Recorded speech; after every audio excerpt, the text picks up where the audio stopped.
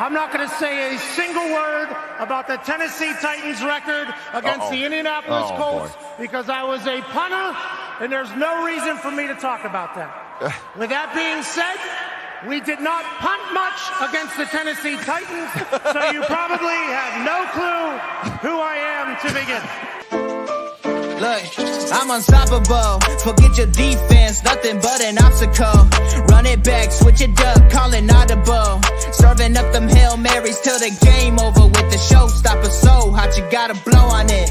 I said I'll huff and I'll puff, then I'll pass to my left while I'm looking to my right. Hit him right in the chest. It be looking like magic. Better give me the throne. I ain't talking about Patrick, but I rep my home. I'm never at the end of my zone. I'm bad to the bone. Eating up these pig skins like they chicharrones. And you a douche cabron. Mira, mira at the mirror on the wall. I'm the greatest of them all. They gon' put me in the hall. Your name is only written in a bathroom stall. Quit your stalling and make a play. My drive too long. Pop the clutch, I don't pump the brakes. I know what it takes to gain the muscle, get rugged. These butterfingers be fumbling. Squash the scrimmage and rub it in Robitussin. How I give them concussion. They seeing double, they rushing and pass the shovel. The dirt and rubble, I bury them under it. Stay in your huddle and get 10 yards back. Never turn your back. I'ma pull your flag. I go full contact. Out punch, out kick like a shotgun. There we go. Got to make sure we're unmuted so you can hear us. You can hear us loud and clear. But hey, welcome back, people. Welcome back to the HorseShoe Mob podcast. We're on a different day, but we're still going to be with you on Tuesdays, 9:30 Eastern, 8:30 Central. You know, gotta take the kiddies out. I mean, a little bit of trick or treating. You know what I'm saying? Now, I don't know about y'all, but it was 34 here last night, and so we weren't out like trick or treating. We were like drive by trick-or-treating, just like get back in the car and then like hop back in, and once we get the stuff, and then but still a great time nonetheless. But yeah, it was cold. It was this is not Christian weather, but you know what, that's neither here nor there. Okay, welcome back to the HorseShoe Mob podcast. We're bringing you everything Colts, and then a little bit of slander every now and then, you know what I mean. But hey, before we get too far into that, let's just go ahead and get to the guys. So we have with us Mr. Cookie, the Cookie, Austin Cook, Silent Assassin of himself. Yeah, what's up? I'm Austin. Yeah, and Josh, you with us? You look. Well, I mean, I'm doing what the team did on Sunday. Oh, you're getting cooked. You're getting cooked. That's what happened on Sunday. They got cooked. The secondary, at least. Yes. I'm good, man. Disappointed, but I'm good. I live in this area. I got to hear that every day. So. Yeah. Gotcha. It's even worse for you. So yeah. Oh yeah, and I'm Chris Jackson. So that did whatever. Let's just get right into it. After we go ahead and talk about the website, www.fanbattlesports.com, where you can get all your AFC South related content, but we're only talking about the Colts right now. So make sure that you go on there. You'll see articles. You'll be able to see past episodes. You'll be able to see clips. I know Josh is putting together some good digital stuff for us, you know what I mean? So it's looking pretty good out here, okay? But just make sure you're going to www.fanbattlesports.com.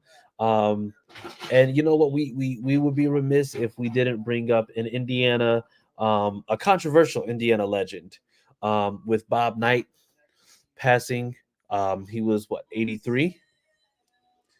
So, yeah, 83 years old. Yeah, so rest in peace to Bob Knight. Yeah, but like I said, Indiana legend. So without further ado, let's just get right into it, man. How about just go ahead and lead us off, Austin. This game, how was it going so well, and then how did it go so wrong? Yeah, so we started off really good. The first half was pretty good, JT had 11 carries for like 94 yards in the first half. Gardner Minshew was looking decent, having a pretty nice game. But then the Saints found out as long as they target Tony Brown, they're going to get a reception, lots of yards. Yeah. And then second half, we decided not to give the ball to Jonathan Taylor. He had one carry for one more yard. and it just didn't go well after that first half for some reason. I can't exactly tell you why. Yeah. And Josh, just go ahead because you know what? I want to say it's kind of been a theme, right? It's been this theme where the team offensively they get out to a good start, and then you see that the teams are kind of battling back and forth, but then the opposing offense does one thing, and then that just opens up the floodgates. I'm not going to say the turning point, but like other than Tony Brown, do you think that the defense or that the offense of New Orleans saw how bad this secondary was, or did they just probably just see the chink in the arm and then decide to chisel away at that? Man, they saw. It's like a shark in the water. They saw blood, and they continue attacking that side of the field with Yeah. all the receivers were Chris Olave, Michael Thomas, and some guy with number 22. I don't know his name, but he was cooking. Shahid something. I can't even say his name, but I saw he wore 22 jersey, number 22 jersey, and he burnt Tony Brown. They tried to blame it on Rodney Thomas, but definitely it was on Tony Brown. He got cooked. Yeah. And it was pretty much it was pathetic performance. It was like a tale of two halves. First half, we thought, hey, this team looked like a team that averaged 20 points a week in the first half. You know, you said JT cooking. That's probably one of their better games this season for his rushing. And then he got stopped. You know, you thought, hey, you say, hey, going to meet you, turnover free. Nope, he decided to throw a long ball. It got picked off. We had an interception, thought that was ours. Ended up overturning that, giving it to the Saints. It just everything that went wrong in the second half went wrong, and we just couldn't stop it. We couldn't stop it. You haven't made it an 8-point game, but you kind of knew that the Saints was going to close it out, and that's what they did. I know people saying that the defense in entirety was bad, but it wasn't. Yeah. It was more so the secondary that was bad, and it's been bad for a couple weeks. Yeah. We got to do something about that, man. It's bad. It's bad. I have other words to use, but I just say bad. Craptacular. I will say we can go with craptacular. I'm good with craptacular. Our secondary is as bad as Traylon Burks 2 years in the league. Oh Jesus. That is that's awful. I want to say to all the people that's been hating on Shaq, he was ranked second in all linebackers and tackling this week. You know, I've been saying just give him time. They said November is the timetable to where he's going to be back 100%. And I mean, he's ranked second after that game in like the tackling aspect of all linebackers. So just, give him some time. He was pretty much had 2 years off. Yeah. And I mean, it's just like, especially for him, as the way he plays explosive. He plays, he plays like all out. And, you to have a player like that, especially with a back injury, because I mean, a back injury is something that, unless you've actually had a serious back injury, you really don't know exactly what it takes to get back to that level and to still be able to play at peak physicality. So, like I said, I'm not out on Shaq in the slightest. I know that he's going to come back, and when he does, it's just like it's going to make the defense that much better. But who didn't make the defense that much better? Who? Chris Ballard. So this man did 0 at the trade deadline. Now, mind you, you have a bunch of injuries in the secondary. I get that. But let me just go ahead and explain some numbers for you. And I will gladly just go ahead and let you guys know. These numbers are all going to be these are going to be indicators of certain things, right? So 12, 9, 24, and 22. So I know we talked about it a little bit beforehand, but I just want to go ahead and just see if I can quick quiz you guys. What does 12 stand for, Josh?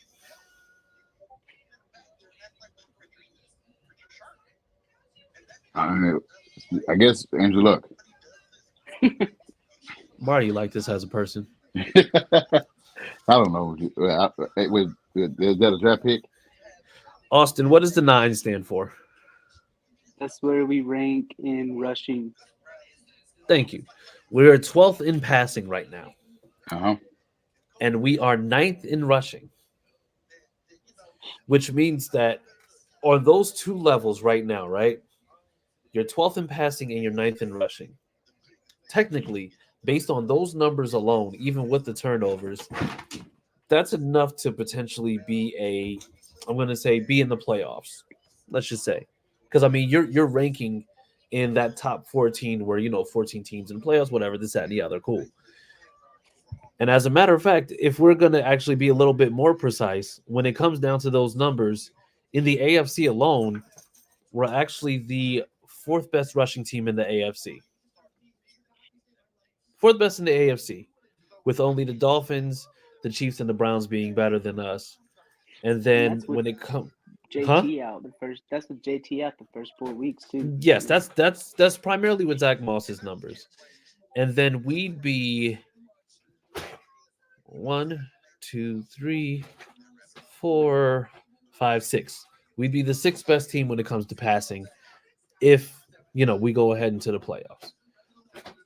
But the problem that we're running into is the fact that 22 and 24 is where we rank defensively. So we rank 24th in pass defense and 22nd in rush defense.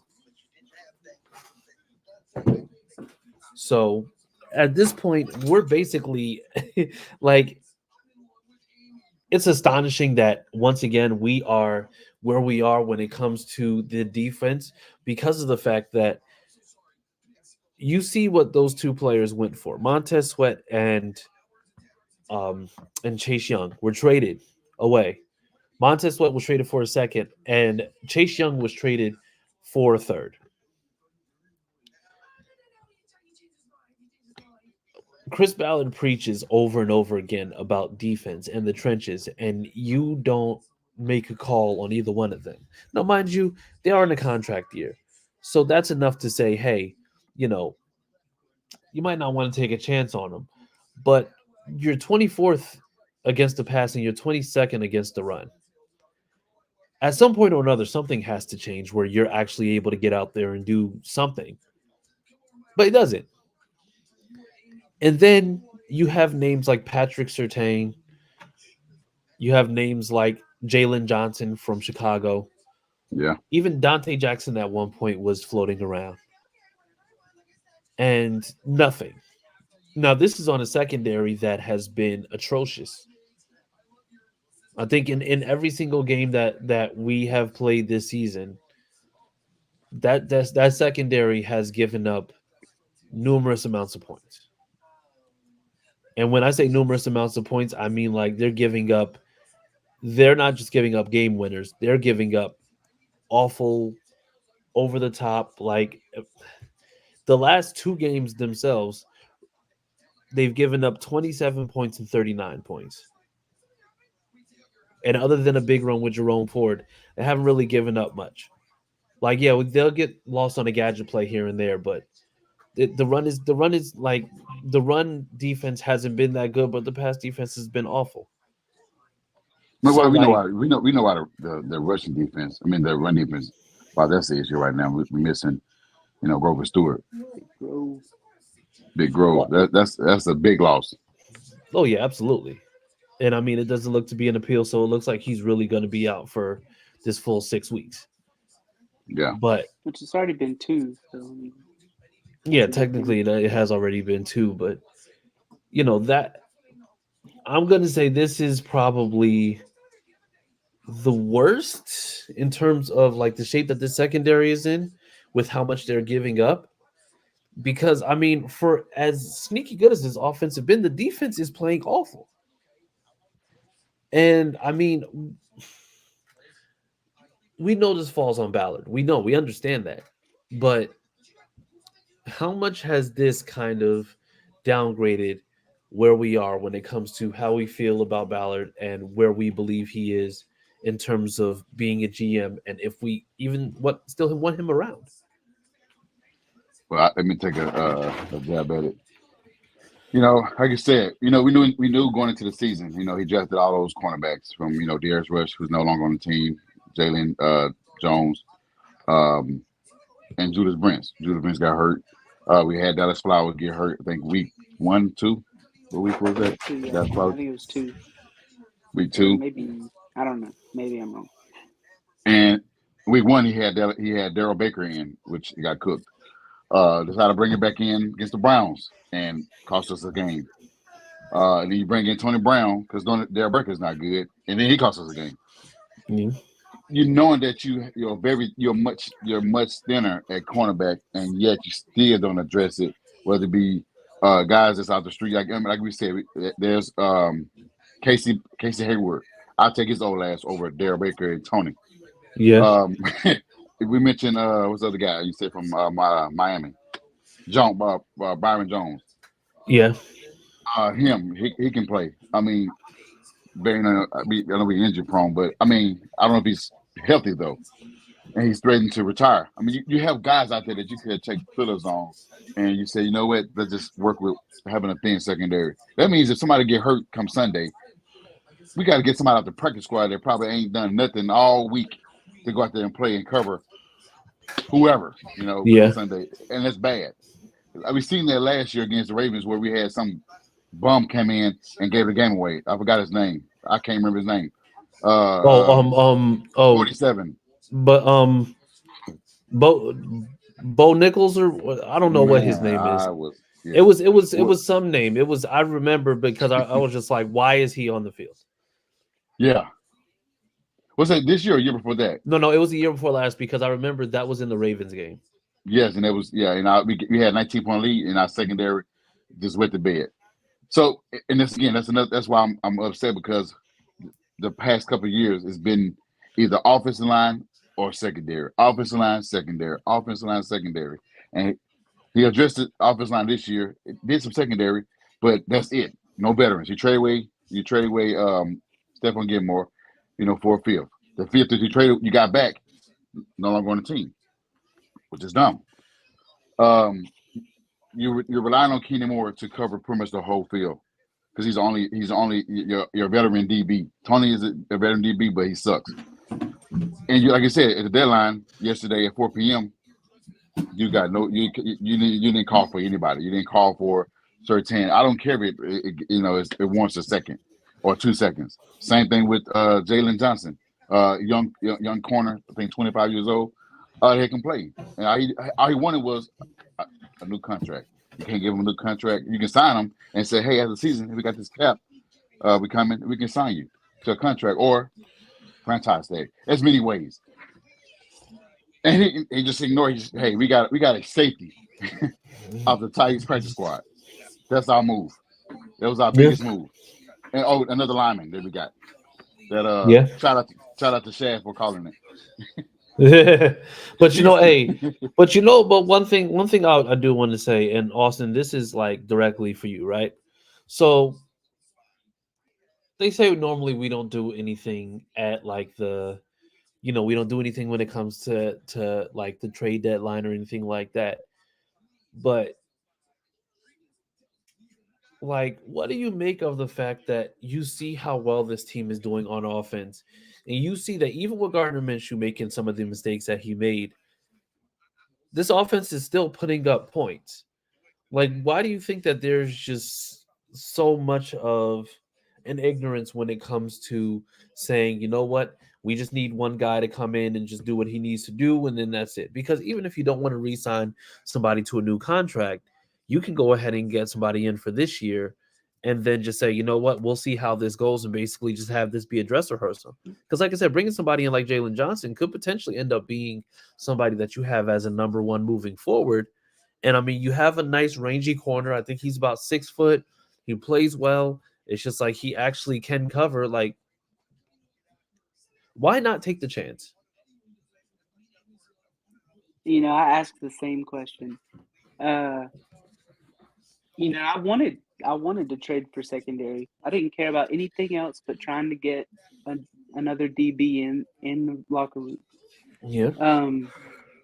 The only thing I could think of is they like what they see in Amir Speed. He's 6'3". He ran a 4.3 40. Maybe he's going to come and play next week and do better than Tony Brown did last week and Baker. But like you've mentioned all the names, like people were on the trade block. I don't know if they made any calls. I don't know what we did. But I mean, we've seen the secondary has cost us the Browns game, and I think they cost us the Saints game. The last two games was on the secondary. Yeah. Uh, I don't know why we didn't make a trade. Yeah. So then, with that being said, Chris Ballard, buy or sell? Josh, buy or sell? Sell. Austin, buy or sell? It's hard to say buy 7 years into him being the GM. Well, okay, extend the warranty. Right at this moment, I say sell. But we'll see. All right, I'm going sell because I've seen enough. Like I've seen enough. Yeah. The most he's done in terms of solidifying the secondary was Gilmore for 1 year as a rental, basically, and other than that, you have some hidden gems possibly with Juju, but I'm not sold. I'm just not sold. So sell him, sell. And how far can this team go in its current state right now? Like, are we still kind of holding up to what our predictions were in the beginning of the season, or do we just feel like it might be a little bit lower now than it was before? If Juju comes back, I know he's not. I don't think he's playing this week, but he's not. No, he's not. Well, he's not practicing this week yet. If he comes back soon and we stay healthy, I still think we can win games. I don't think we're making a playoff run or anything, but I think we can win games. We have a good team. It's just there's just some holes, like we just mentioned. Secondary's been bad, but if we can stay healthy the rest of the year, I still think we can win games. We don't have a bad team. Yeah. What about you, Josh? I mean, I'm not far off from what I predicted. I think I said between 6 and 8 games. We had 3. Yeah. We need to win it next 2. And we're right there in thick of things. I don't have a winning. I don't have them making the playoffs. I don't have them, and I don't have them being trash. I said, in the thick of things. It's still the same. I'm not moving off what I see. I can be frustrated week to week, but we still where we at. The team's still playing well despite the crazy turnovers, the bad secondary play. They did tell us that it's going to be some up and downs in the secondary. I didn't think it's going to be this bad. It's bad. Yeah, and I'm going to say, because I think I said 6 was the floor, maybe 10 was the ceiling. I think 7 is a ceiling. I still think that we can go and we can get 6. I still think 6 is absolutely possible, but I just don't see. I don't see double digit wins at all, because it's obvious where our flaws are, and I think it's kind of nasty that they said this is an evaluation year, because it's almost like you're basically telling us that we absolutely are just going to be bad, or you can foresee us being bad. Saying that this is an evaluation year almost sounds like we're not going to compete. We're just going to see exactly where this team is and then try to do this for next year, even though Chris Ballard has been selling this thing about us rebuilding for years now. So, I'm hoping that we see, obviously I mentioned Speed. I hope he plays. just to see what we have in him. And then Yeah. I hope we play Nick Cross. Like, put him out there. If we're evaluate what we traded up for last year. Yeah, because I mean he hasn't played, and nobody's been able to explain why. But I mean, it can't be any worse than what happened with Tony Baker. I mean, it's or Tony Brown. I'm sorry, Tony Baker's a comedian, but yeah, it can't be any worse than what happened with Tony Brown because I mean, he got beat up and down the field. Like Mm-hmm. at best, he can be better than Baker and Brown. At worst, he can be Baker or Brown. Like that's just where we are right now. Yeah, we got no So other options. yeah, and I mean, like I said, it's just like he's taller, he has speed, he can run, he's physical. Like I don't see why you wouldn't just put him out there. Like enough of this, unleash him after he's been learning a system and doing this. That no, put him out there, let him cover, see what you got, and if you don't got it, you don't got it. And it's the same thing with Cross. I mean, it's 2 years. Well, that's what I'm talking about with Cross. That's what I'm talking about. Okay, I got you. I mean, if they can move JP to the other safety spot, why not use Cross as a maybe another maybe a corner, and try him out at that, work him out as a corner to see what he can do at that. I mean, Yeah. but I mean, teams do that all the time. You see teams but suggest players to change position for need. Since he can't, he's not playing his regular position. He's more so on special teams right now. But He's doing get well. Like he makes tackles on special teams. Why Right. not try him at a corner? He's young. I don't see why not. I mean, you might as well.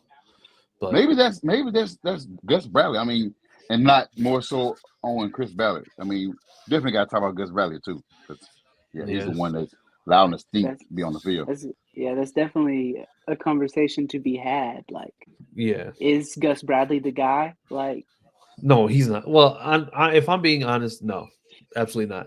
Because the thing is, I think Gus Bradley is a case of a coach who was wildly successful at a time, who has certain things to talk about. Because I mean, Gus Bradley, he's synonymous for the Legion of Boom, and those were players that were put together that they were able to have for a decent amount of time until they just weren't where they needed to be.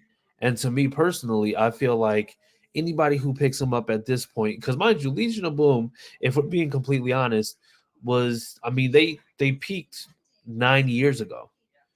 They went to a Super Bowl, they won a Super Bowl, they went to another Super Bowl, they lost that Super Bowl, and then they basically just continued to be dismantled after that. So I mean, but they all had a set of skills though. I mean, we don't have that set of skills. They all with 6'3", 6'4", yeah, can cover. Not the fastest, but we don't have that core guys to build. Like if he's trying to build that, we don't have a Cam Chancellor, we don't have a Earl Thomas type, DBs. Yeah. I don't know, man. I don't know. Yeah, but so we're not gonna continue the sad talk because honestly, we have a very, very big matchup coming up, and it's not for anything more than the fact that we're going against our previous head coach.